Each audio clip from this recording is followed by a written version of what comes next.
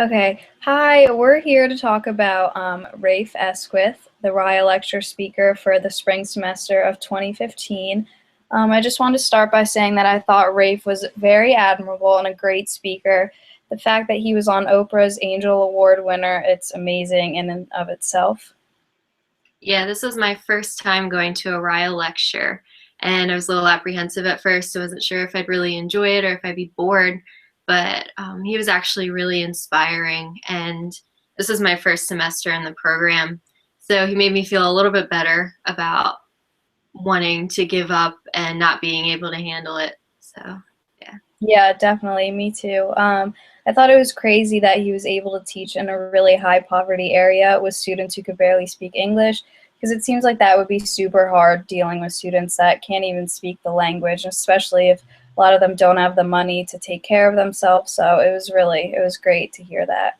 Yeah, and he was saying like they couldn't even drink the water in the school and it's surrounded by the chain link fence that nobody can get in, and he teaches them how to break into the school and stuff. But he makes that really bad environment just something that's really comfortable for all of the students. Yeah, that was funny when he was saying that he teaches them to break into the school. I thought that Yeah. was so funny. Um, I thought that Rafe really opened my eyes when he said that we're role models to our students all the time, not just when we're in the classroom. They really can see what you're doing all the time, whether you're teaching in the classroom or if you see them outside of school. They're always watching, so you have to make sure that you're on top of it and that you're really being a role model to them. It was kind of scary, though, thinking that they can see everything that you're doing. I guess you really got to keep it together. Yeah, that's what really stuck out to me, just how good their behavior was, because he talked about how you're going into the classroom and they're watching everything you do, so you can't be mean 1 second and then be really nice when somebody comes in to watch you. That was one of my favorite parts because I see it a lot where my teachers would be watched by a supervisor and all of a sudden they're an entirely different person. So we have to teach our students that they have to be who they are all the time, and people will like that. But as far as the behavior goes, I also liked how he teaches them the 6 levels of moral development, Oh, and yeah. yeah, how they work together to get to the levels. I never even considered teaching that, but I'm in the same level class for my placement, and I could definitely see how it would work in there. Yeah, I liked that too. And I thought it was nice to hear that how much he just cares about his students, and that even though he's such a big success now and he could clearly go on and make so much more money and get a better job, but he still chooses to stay in a low poverty area where the students really don't speak a lot of English. And he just chooses to teach there regardless because he really cares about his students. I thought that was really inspiring that he's not about making money, he's really about changing the lives of his students. And I thought it was really cool how a lot of his students went on to go to Ivy League colleges. I thought that was awesome too. Hmm. Yeah, I was just about to say that with the one that stuck out to me was Rudy, the one who went to NYU and he didn't have the money. And Rafe actually sent him the money that he needed and he sent it back because he said that Rafe taught him to do things on his own, even when it's hard. He can get through it and eventually get whatever he wants. He just has to work harder. So I thought that was a good mindset to have and a good mindset to teach the kids. Yeah, he was super inspiring. I think my favorite part of the whole lecture was when he said that he doesn't care about the tests at the end of the year. He really just teaches to what he thinks his students will be interested in. And so I think a lot of what we've been learning about this semester, it's all about teaching to the test and you have to follow Common Core and stuff. And it's kind of stressful as a teacher because you think you have to meet all of these standards and you don't really have a lot of room to kind of do what you want. But I thought it was really inspiring that he said that he doesn't care about the tests. He just wants to make sure that his students are just having a good time and that they feel comfortable in the classroom, but they're also learning by like integrating music and Shakespeare and stuff. And he kind of just does like what interests him and what he thinks will interest his students too. Yeah, I think integrating all of the creative arts was such a good idea just because they learn in completely different ways, especially being ELLs in that area. So being able to express themselves through acting and music and dance, that's helping them learn a lot more, I think. And I also liked going back to the Common Core and the testing. He pretty much tells them how these things are going to relate to their lives. So he said if someone was to go in there and ask them, why are you writing this essay? They would say, because I'm going to learn something from it and it's going to make my life better. And I think it's important to actually apply the real world to what we're doing in the classroom, because at least it makes it relevant and it makes them interested. So.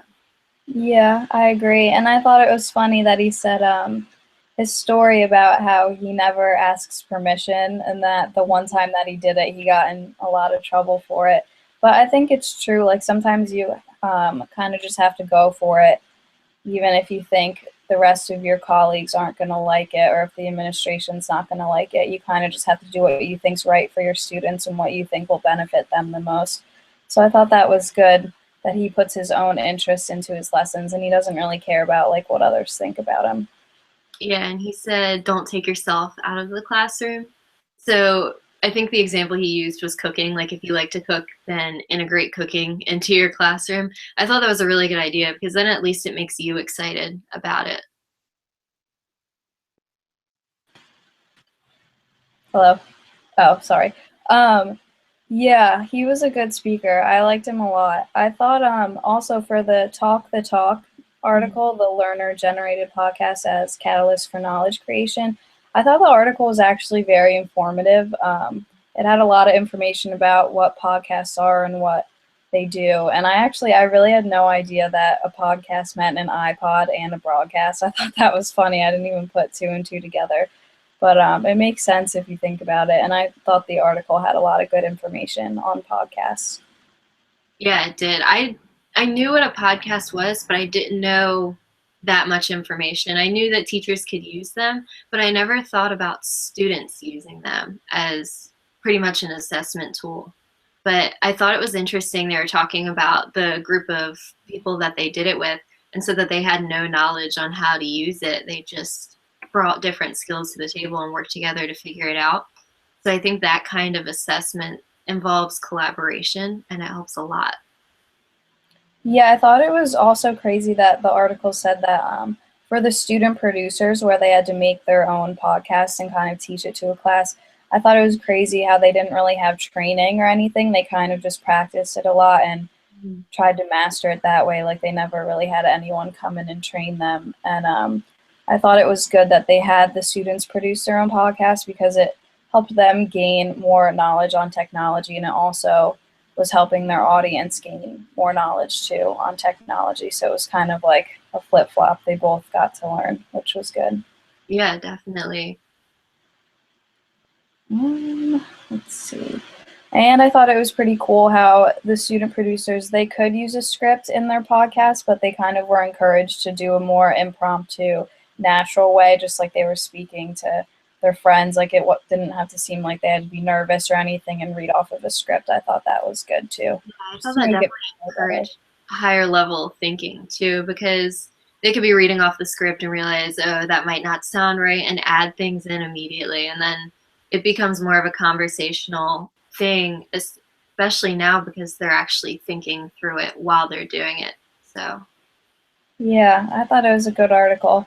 I liked it. The lecture and the article, it was very informative. It opened my eyes a lot. yeah, it was really inspiring and motivating, I think. I've never thought about using something like that in my class. Yeah, me neither. I'm gonna have to start using that more. Yeah. But all right, I'll talk to you later. Okay. Bye. See ya.